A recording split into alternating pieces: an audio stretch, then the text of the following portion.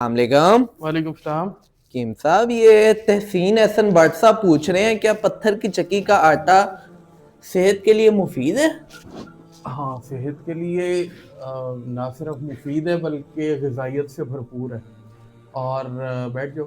तो इसमें ना बेसिकली 2-3 चीज़ें, 2-3 पॉइंट ज़हन में रखो। पहले नंबर पे तो जो पत्थर की चक्की होती है ना, उसमें चूँकि हीट डैमेज कम होता है, तो बहुत सारे जो ग़िज़ाइयत की चीज़ें हैं वो ज़ाया नहीं होती, और जो कि दूसरी उसमें बर्न हो जाती हैं। दूसरे नंबर पे इसमें फ़ाइबर ज़्यादा होता है, चोकर जिसको बोला जाता है अमूमन, वो ज़्यादा होता है, तो उससे निज़ाम ठीक रहता है।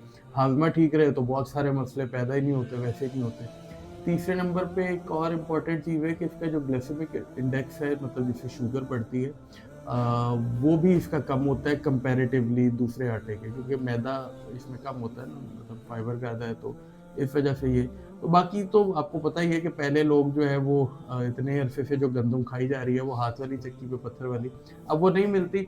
बाज़ारों में दूसरी मिल जाती हैं, थोड़ा-सा बेशक आटा दूसरे आटे से महँगा होता है, लेकिन बात ये है कि 5-7 रुपए किलो के पीछे या 10 रुपए किलो का फ़र्क जो है वो आपको बहुत सारी बीमारियों से बचा देता है। तो मैं तो खुद अपने घर के अंदर भी कोशिश करता हूँ कि पत्थर की चक्की का पिसा हुआ आटा लूँ। हाँ, वो हाथ वाली मेहनत नहीं होती, तो इस वजह से चलें जो बाज़ार में जहाँ से पत्थर की चक्की अवेलेबल हो वहाँ से ले लें।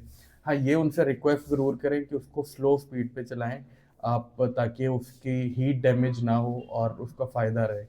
तो मतलब इन शॉर्ट जो है, आप पत्थर की चक्की का आटा खाएँ तो आपको हाज़मे से रिलेटेड बहुत सारे मसाइल जिनको आपको बाद में इलाज कराना पड़ा होता है, वो पैदा ही नहीं होंगे। शुक्रिया।